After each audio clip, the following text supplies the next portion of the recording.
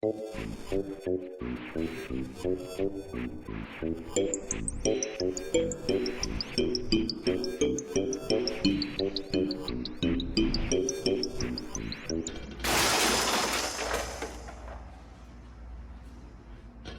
warned you, readers, that I was going to defame Golem.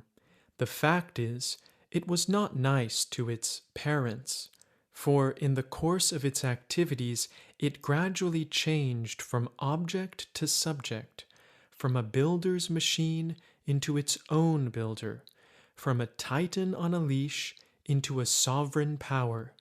Yet it informed nobody that such a transformation was taking place.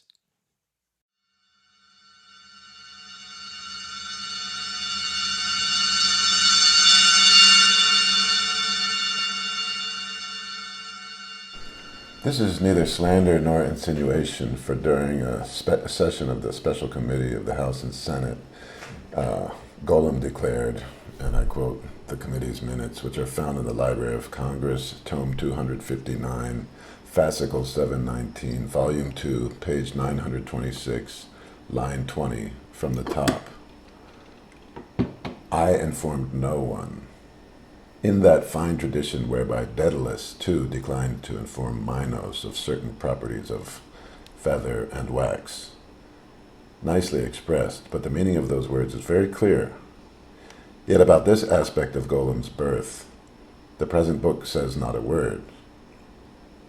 In Dr. Creeve's opinion, and I know this from private conversations, the content of which he has allowed me to disclose, one cannot emphasize this aspect of the matter and make no mention of others unknown to the general public, for it is only one of many columns of calculations within the complicated relationship between, on the one hand, the USIB, the United States Intellectronic Board, advisory groups, the White House, the House and Senate, and lastly, the press and television, and on the other hand, Golem, or more concisely, between the humans and the non-human they have created. Dr. Creeve feels, and this feeling is, I know, fairly representative of MIT and university circles, that the motive behind the construction of Golem, aside for the moment the desire to make Golem a slave of the Pentagon, was altogether and in every respect far more morally execrable than the subterfuge Golem used to leave its makers in ignorance of the transformation which eventually let it frustrate any means of control its builders applied. We don't have an ethical arithmetic that would enable us to determine by simple addition and subtraction who, in constructing the most enlightened spirit on earth, is the bigger bastard, it or us. Apart from such things as a sense of responsibility to history, the voice of conscience, and an awareness of the inevitable risk accompanying the practice of politics in a hostile world, we have nothing that would let us sum up merits and faults on a balance sheet of sins. Perhaps we are not without sin. Perhaps we are not without fault. Yet none of the leading politicians ever felt that the aim of the supercomputer phase of the arms race was aggressive action, in other words, attack. It was just a matter of increasing the defensive might of our country. Nor did anyone attempt in an underhanded way to coerce Golem or any of the other prototypes. The builders just wanted to retain maximum control over the thing they had created. If they had not acted thus, they would have to have been considered irresponsible madmen.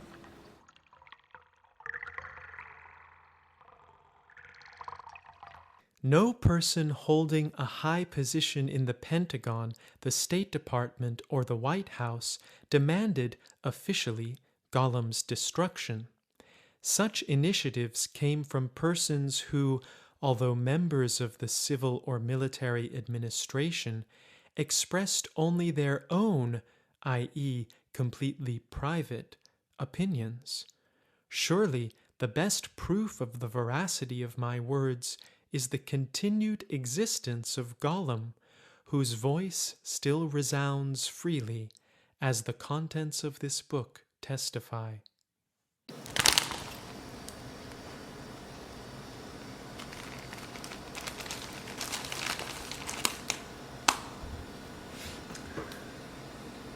Instructions for persons participating for the first time in Conversations with Golem.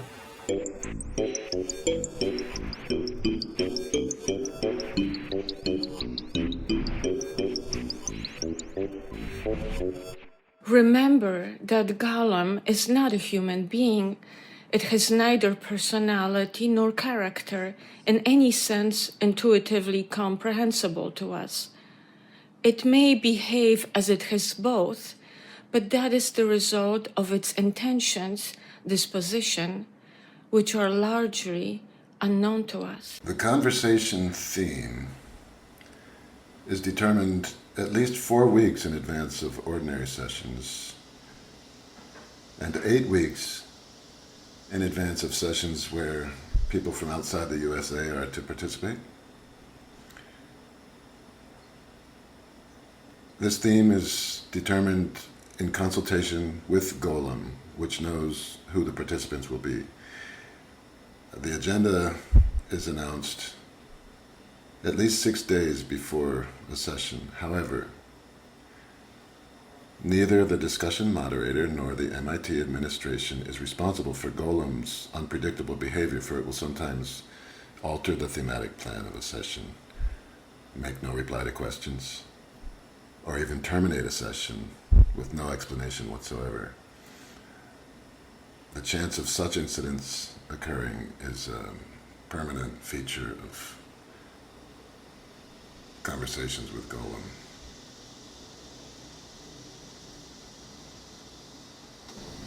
Everyone present at the session may participate after applying to the moderator and receiving a permission to speak. We would advise you to prepare at least a written outline, formulating your opinions precisely and as unambiguously as possible, since Golem passes over logically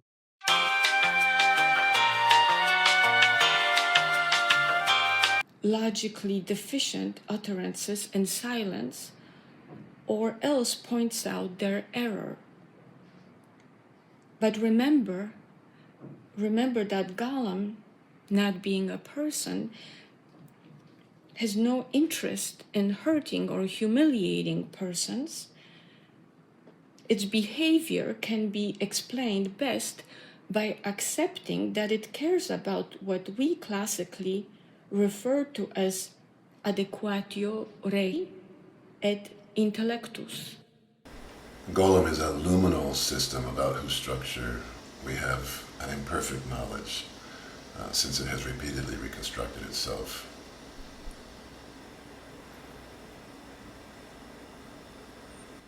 It thinks more than 1 million times faster than a human, and so its vocal utterances, as delivered by vocoder, have to be slowed down accordingly. This means that Golem can compose an hour-long utterance in a few seconds and then store it in its peripheral memory in order to deliver it to its audience, the session participants. In the conference room above the moderator's seat, there are indicators, including 3 of particular importance. The first 2, designated by the symbols epsilon and zeta, indicate Golem's consumption of power at a given moment, as well as the portion of its system that it's switched on to the discussion and progress. To make the data visually accessible, these indications are gradated into divisions of conventional magnitude. Thus, the consumption of power may be full, average, small, or minute, and the portion of Golem present at the session can range from totality to 1/1000th. Most frequently, this fraction fluctuates between 1/10th and 1/100th. It is the normal practice to say that Golem is operating at full, half, low, or minimal power. These data clearly visible since the gradations are lit from underneath by contrasting colors should not, however, be overrated. In particular, the fact that Golem is participating in a discussion at low or even minimal power says nothing about the intellectual level of its utterances, since the indicators give information about physical and not informational processes as measures of spiritual involvement. Golem's power consumption may be great, but its participation small. Since, for example, Golem may be communicating with the gathering while at the same time working out some problems of its own. Its power consumption may be small, but its participation greater, and so on.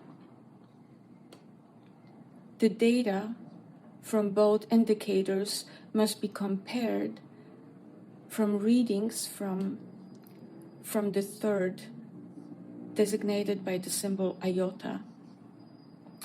As a system with 90 outlets, Golem can, while participating in a session, undertake a great number of operations of its own, in addition to collaborating with numerous groups of specialists, machines, or people, either on the Institute premises or elsewhere. An abrupt change in power consumption usually does not signify Golem's increased interest in the proceedings, but rather a switching on into other outlets of other research groups, which is precisely what the iota indicator is meant to show. It is also worth bearing in mind that Golem's minimal power consumption amounts to several dozen kilowatts, whereas the full power consumption of a human brain oscillates between 5 and 8 watts.